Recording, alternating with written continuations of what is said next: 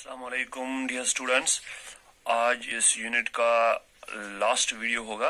ये जो टॉपिक आज का है that is hydrated and anhydrous salts. तो सॉल्ट्स के बारे में आपने पढ़ा है आज तक और बहुत सारे सॉल्ट्स की प्रॉपर्टीज और उनकी प्रिपरेशंस भी आपने पढ़ी हैं। तो आज मैं आपसे हाइड्रेटेड और एनहाइड्रस सॉल्ट्स के बारे में कुछ बोलना चाहूँगा।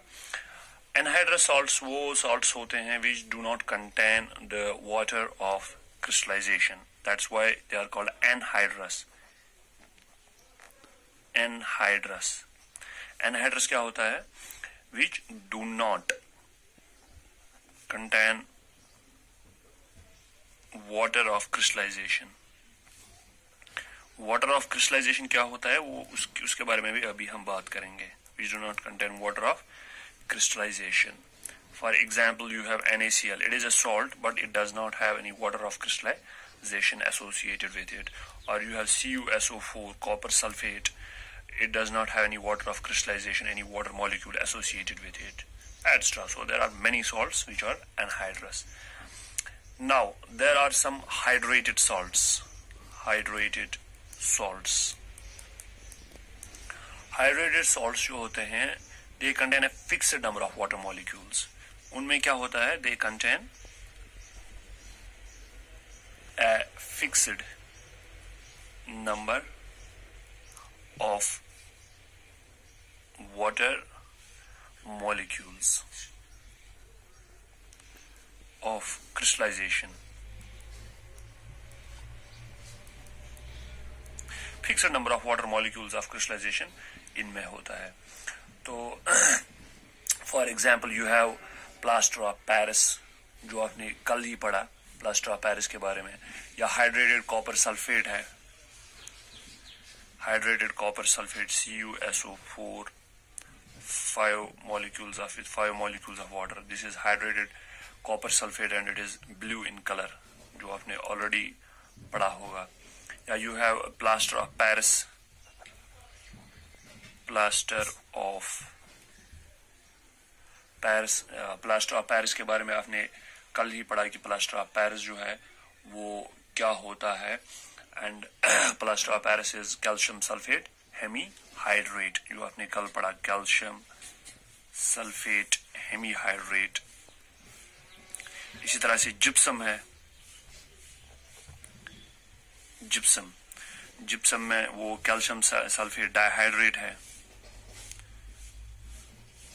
calcium sulfate dihydrate, that is gypsum.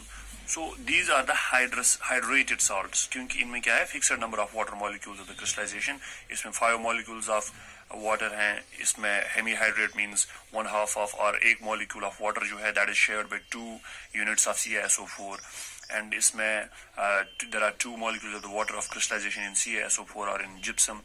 So these are the hydrated salts. तो अब जो ये हाइड्रेटेड सॉल्ट्स होते हैं इनमें क्या होता है, या आपने वॉशिंग सोडा के बारे में पढ़ा था, पहले ही आपने वॉशिंग सोडा के बारे में पढ़ा था। वहां पर हमने क्या पढ़ा था? Washing soda is the sodium carbonate Na2CO3 with 10 molecules of water. There are 10 molecules of the water of crystallization. It is the fixed number.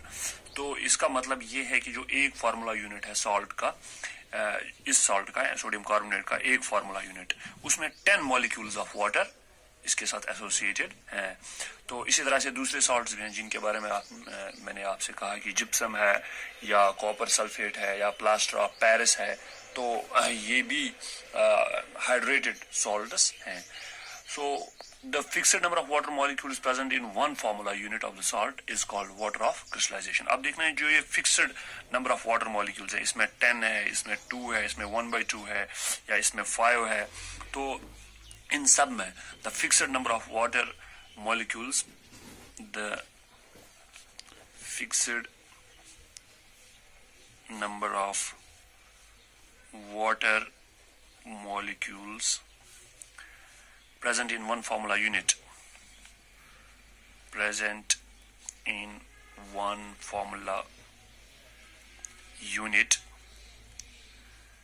of a salt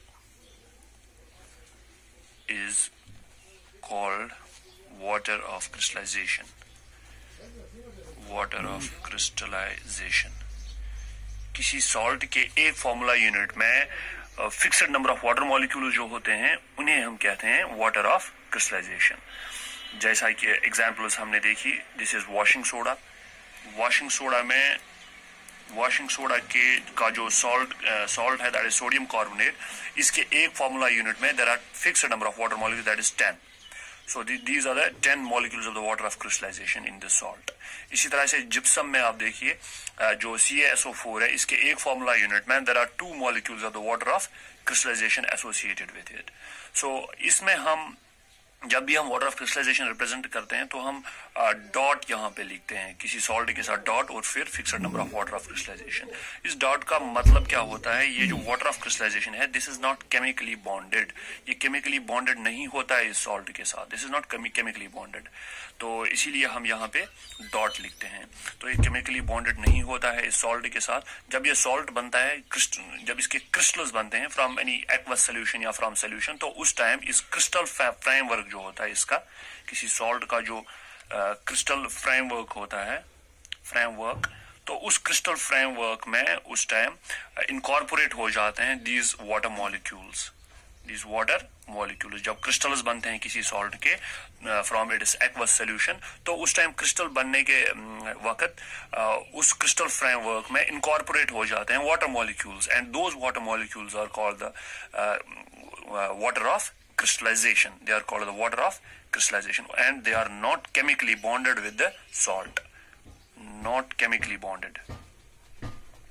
They are not chemically bonded with salt.